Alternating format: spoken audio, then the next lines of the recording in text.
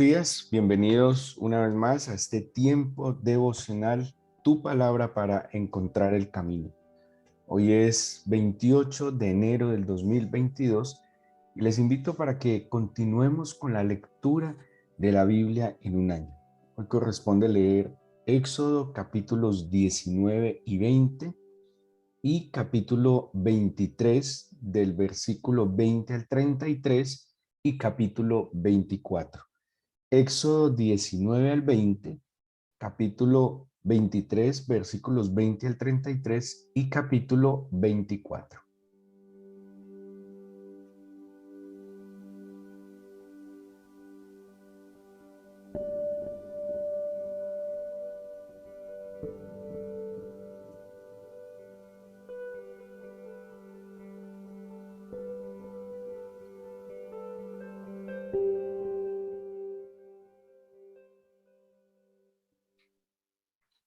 En el ejercicio que estamos haciendo de la lectura cronológica de la Biblia, pues hoy notarán en la guía como un pequeño salto, ¿sí? En el estudio que se ha hecho cronológico de la Biblia, pues, por ejemplo, está el capítulo 19 y 20, el capítulo 19, donde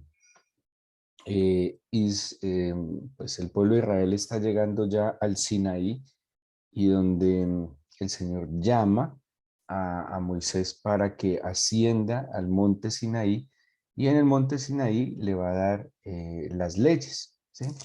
En el capítulo 20 están las tablas de la ley, las que fueron escritas con el dedo de Dios. Bueno, en alguna oportunidad ya estudiamos viendo la diferencia de lo que es el mandamiento, el precepto, lo que es la instrucción, lo que tiene que ver con el parámetro. Y estas tablas escritas en piedra con el dedo de Dios, como nos lo cuenta la Biblia, tiene 10 mandamientos. Luego en la lectura salta al capítulo 23, donde el Señor, además de los 10 mandamientos, como les decía, les va a dar unos preceptos, les va a dar unos estatutos, les va a dar unas ordenanzas. Esas son, y ustedes notarán en la lectura de la Biblia que habla de esas cosas, son diferentes, todas tienen un efecto diferente. Y si habláramos del centro de la ley como tal, es la ley, es estos 10 puntos que el Señor escribió con su propio dedo. Luego va a saltar, entonces saltamos al capítulo 23, versículo 20 al 33, que termina con una instrucción y luego va a saltar eh, al capítulo 24. El 24 dice, termina diciendo, entró Moisés en medio de la nube, subió al monte, estuvo Moisés en el monte 40 días y 40 noches, y luego la lectura nos va a devolver a los capítulos 21 y 22. ¿Por qué?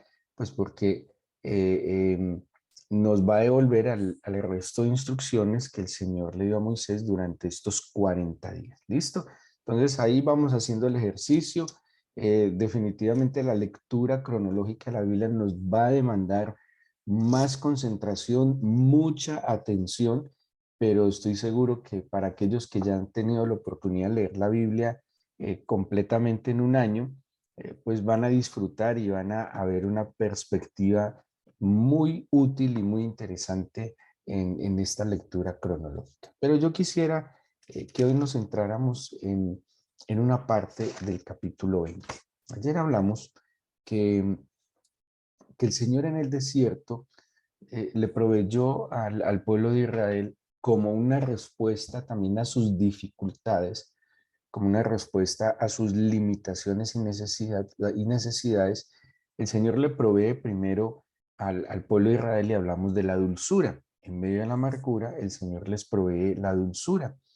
En medio del hambre, el Señor les provee el maná, un alimento, un pan que desciende, bueno, no pan, sino un alimento que desciende del cielo, en medio de la sed, donde ellos incluso probaron al Señor, donde incluso hubo una rencilla, en medio de la sed, el Señor les sacia a través del agua que brota de la roca, en medio de la lucha, del cansancio, del agotamiento, el Señor les brinda apoyo. Cuando vimos la palabra refidim, que tiene que ver con respaldo, apoyo, pero también el Señor en medio de esa lucha les da la victoria cuando hablamos de que el Señor es llamado estandarte Nisi, porque Él es el que me lleva a la victoria.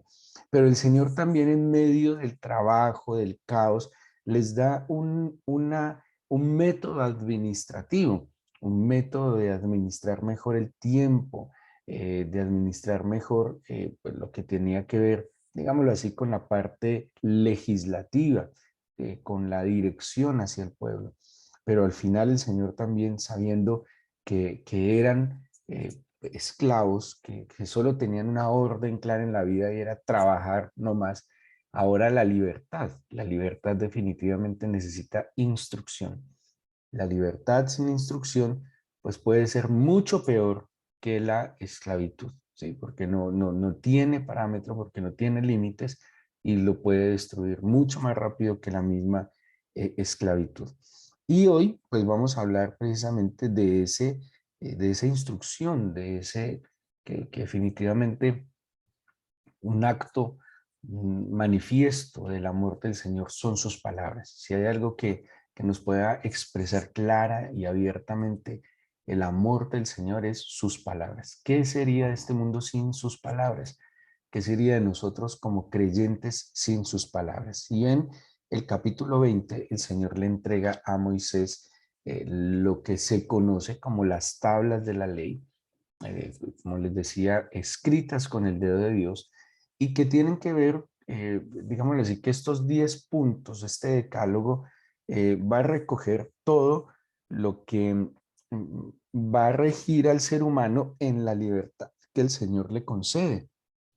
De allí, obviamente, como me imagino sucede en los países tienen una carta magna, una constitución, pero de esa constitución se van a desprender otras leyes, otros decretos, ¿sí? Y así más o menos es los 10 mandamientos. Este decálogo es como la constitución y de allí se van a ir desprendiendo todas las demás, los demás decretos, leyes, que van a tener que ver con que van a girar en torno a este eje. Y ustedes lo van a analizar cuando vayan leyendo que todo va a girar en torno a estos 10 puntos, ¿sí? Lo que tiene que ver con el culto, el servicio, lo que tiene que ver con el sistema, digámoslo así, religioso del pueblo de Israel, lo que tiene que ver en las relaciones interpersonales, lo que tiene que ver con las celebraciones, lo que tiene que ver en la forma de trabajar,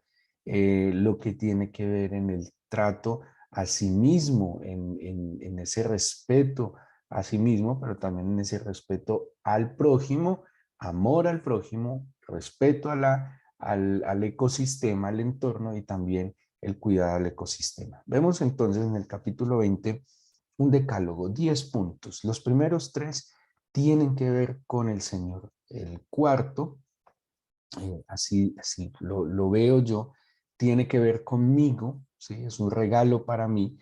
Y los últimos 5 tienen que ver en mi interacción y mi relación con el prójimo. Y vamos a verlos, pues, de acuerdo a la posibilidad que nos dé el tiempo. Dice el capítulo 20, versículo 1, Éxodo 21. Habló Dios todas estas palabras diciendo: Yo soy el Señor tu Dios, que te saqué de la tierra de Egipto, de casa de servidumbre. O sea, primero vuelve con el yo soy, como se le presenta el Señor con el nombre personal. Por eso dice, yo soy Jehová tu Dios, o yo soy Adonai tu Dios, yo soy el Señor tu Dios. ¿Quién? ¿Cuál? El que te saqué de la tierra de Egipto y aclara, de casa de servidumbre. Acuérdense que algunos del pueblo tenían ahí un engaño extraño y y algunos decían que en Egipto vivían muy bien, que en Egipto comían lo que querían, que en Egipto tenían todo lo necesario. Esa era una idea que tenían algunos en el engaño. Y eso pasa a veces, sí.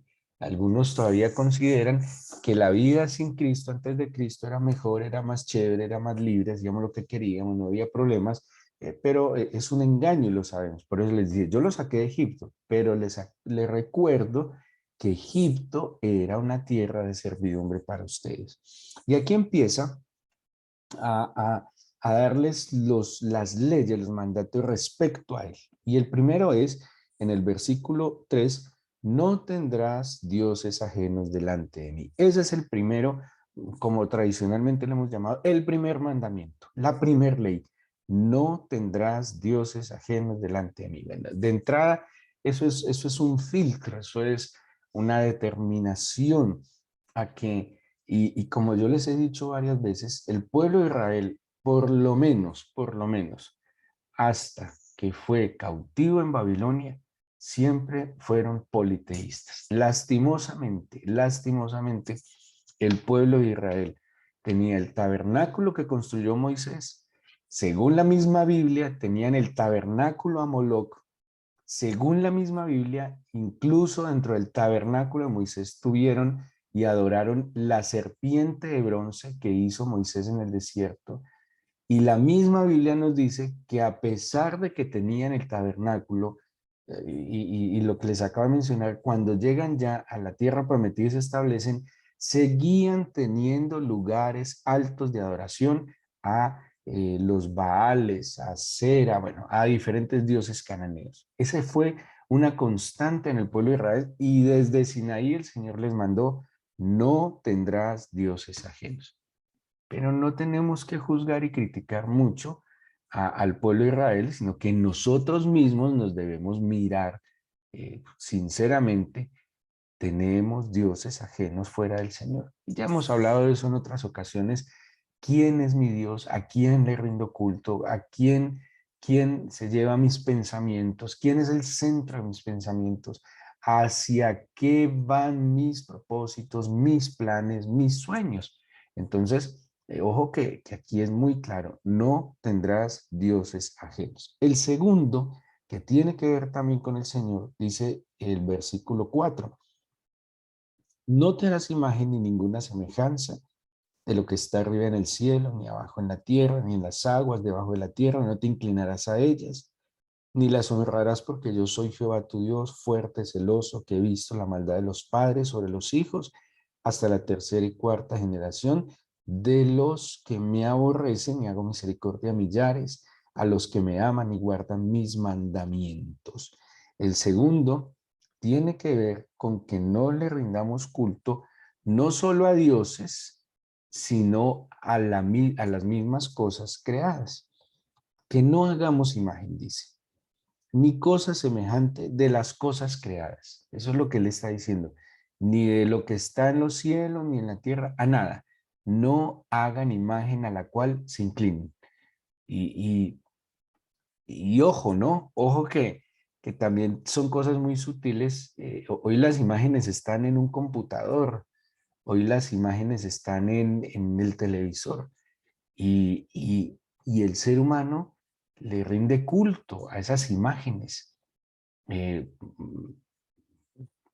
Jugadores de fútbol que son adorados como Dios mismo, eh, eh, que se han autoproclamado como Dios, pero que también la misma gente los ha adorado como dioses. Son imágenes creadas. Y hoy el mundo crea imágenes, crea íconos y crea íconos con el propósito de vender. Todo lo monetiza. Pero la Biblia advierte, no se hagan imagen de nada y mucho menos se vayan a inclinar hacia esa imagen. ¿Por qué? Partamos del primero, porque no tendrás dioses ajenos en medio, no tendríamos dioses ajenos en medio de nuestro corazón. El tercero dice, versículo 7, no tomarás el nombre del Señor tu Dios en vano, porque no dará por inocente el Señor al que tomare su nombre en vano. Y en esto, pues a veces nosotros somos muy ligeros en mencionar al Señor, ¿sí? Muchas veces hasta para cosas malas lo mencionamos. Yo insisto y yo he dicho, a mí no me parece respetuoso, me parece de hecho irrespetuoso hacer chistes con el Señor, con el nombre del Señor. El nombre del Señor, nosotros somos cristianos. Y primero cuando el Padre se le presenta a Moisés, le dice, yo soy el que seré, y se le presenta con el nombre divino, el tetragramatón, que se traduce como Jehová, como Yahvé, como Adonai, pero también el nombre de nuestro Señor es Jesús. Y dice, no hay otro nombre en quien haya salvación. Y recordemos que Jesús viene de Yatzá, que es salvación, como el nombre de Josué. Y creo que no es justo, y a la luz de este mandamiento, ni siquiera chistes del Señor, ni siquiera chistes con el nombre del Señor. Ese tema de chistes cristianos, yo personalmente no estoy de acuerdo. No me parece, porque las cosas del Señor deben ser con reverencia, con respeto. Y a veces somos muy ligeros en las expresiones y casi que cogemos el nombre del Señor y trapeamos con el nombre del Señor. Y aquí nos dice, ojo, no tomen el nombre del Señor en vano. Y si usted lo va a poner en su boca es porque lo va a tratar con toda la santidad, con todo el respeto y la reverencia. Y en eso, y la Biblia dice, pues yo soy celoso, yo tengo un celo. ¿Y en qué tengo celo también? En mi mismo nombre. ¿Sí? Entonces, estos tres mandamientos tienen que ver con el Señor. No tomarás dioses ajenos, no te harás imagen y no tomarás su nombre en vano. ¿Para qué tomamos el nombre del Señor? Para glorificarlo, para invocarlo, pero nunca, nunca, ni siquiera para lograr un beneficio personal, ni siquiera para abrirnos una puerta. No puede ser así. El nombre del Señor tiene que ser tratado con respeto, reverencia, amor y temor. El cuarto yo lo veo como un mandamiento para mí, es un regalo para mí, porque dice el versículo 8, acuérdate del día de reposo para santificarlo. 6 días trabajarás y harás toda tu obra, mas el séptimo día de reposo para Jehová tu Dios. No hagas en él obra alguna, tú, ni tu hijo, ni tu hija, ni tu siervo, ni tu criada, ni tu ni tu extranjero, que está dentro de tus puertas. Porque en 6 días hizo el Señor los cielos, la tierra, el mar y todas las cosas que en ellos hay, y reposo en el séptimo día. Por tanto, el Señor bendijo el día de reposo y lo santificó. ¿Para quién es el día de reposo? ¿A quién beneficia el día de reposo? A mí. Cuando en el Museo de la Diáspora, en la Universidad de Tel Aviv, cuando le visitábamos, nos enseñaba el guía, cuando habla de las cosas que guardaron al pueblo de Israel en la dispersión de más de 2000 años, una de los puntos fundamentales que ellos aducen, por lo cual fueron cuidados y guardados como nación y como pueblo que no perdió su identidad a pesar de cientos de años lejos de casa, bueno, miles, porque fueron 2000 años de dispersión, fue el Shabbat. Y ellos decían, nosotros no guardamos el Shabbat nos guardó a nosotros. Y no se refería simplemente a el tiempo de la cena del Shabbat, sino a un día dedicado, uno, a mi descanso y dos, a estar y descansar en el Señor. Y ustedes se imaginan donde no hubiera un día de descanso en la semana para nosotros. Claro, nosotros hoy usamos el día de descanso para muchas cosas, pero en el Señor era para descansar, cesar de hacer la obra y descansar en el Señor. Este mandamiento es un mandamiento para nosotros, para guardarnos, para fortalecernos, para revitalizarnos. Y a mí me parece muy singular que esté allí como cuarto mandamiento. Dios y luego nosotros. Pero luego los últimos seis, digamos, los 6 mandamientos tienen que ver con el prójimo. El versículo 11, perdón, 12 dice, honra a tu padre y a tu madre para que tus días se alarguen en la tierra que Jehová tu Dios te da. Primero, tiene que ver con la familia. ¿Sí? Es espectacular el Señor cómo le da también orden y prioridades a la vida. ¿Qué es lo primero en tu vida? El Señor. ¿Qué es lo segundo en tu vida? Pues tu propia vida. Porque ¿cómo puedes amar, bendecir y ayudar a otros si tú mismo no te amas, te bendices y te ayudas? Y la proyección, y es más, la Biblia dice, amarás a tu prójimo como a ti mismo. O sea, primero te amas a ti mismo y así y en esa medida amarás a tu prójimo. Por eso yo tengo una teoría, que el machismo o el feminismo y el egoísmo, todos estos movimientos que giran en torno a uno mismo, son solo la proyección de una baja, pésima autoestima. El que no tiene valía propia, el que no se ama a sí mismo, no puede amar a su prójimo. Y estos movimientos que giran en torno a sí mismo son solo la manifestación de un profundo vacío en el corazón. Quien ama con libertad, quien sirve con libertad, quien, claro, piensa en sí mismo, se respeta y se ama, lo proyecta en una excelente manera de tratar a su prójimo con justicia y con verdad y con todo respeto, como también lo dice Pablo en Romanos capítulo 12 y 13. A tus padres. Y bueno, no nos da el tiempo, pero hay que honrar primero a nuestros padres. Luego dice, y vienen 5 versículos muy puntuales, de muy pocas palabras, no matarás. De hecho, aquí está el versículo más corto del Antiguo Testamento es Éxodo 20:13. No matarás. Es el versículo más cortico de todo el Antiguo Testamento. No matarás. Y ese no matarás implicará entonces cuidar la vida, porque el descuido de la vida también es matar. Si yo tengo la responsabilidad de vidas, la vida de personas, pero también tenemos criaturas, tenemos la misma creación. El mandamiento tiene que ver con la preservación de la vida. Luego el versículo 14 nos dice, no cometerás adulterio. ¿A qué se refiere? A la fidelidad y a la lealtad. Hacer, adulterar tiene que ver con cambiar la esencia de las cosas, con contaminar la esencia de las cosas. El adulterio no solo es la fidelidad matrimonial, el adulterio tiene que ver con la fidelidad y la lealtad a lo que yo mismo soy, a lo que yo hago, a lo que yo tengo.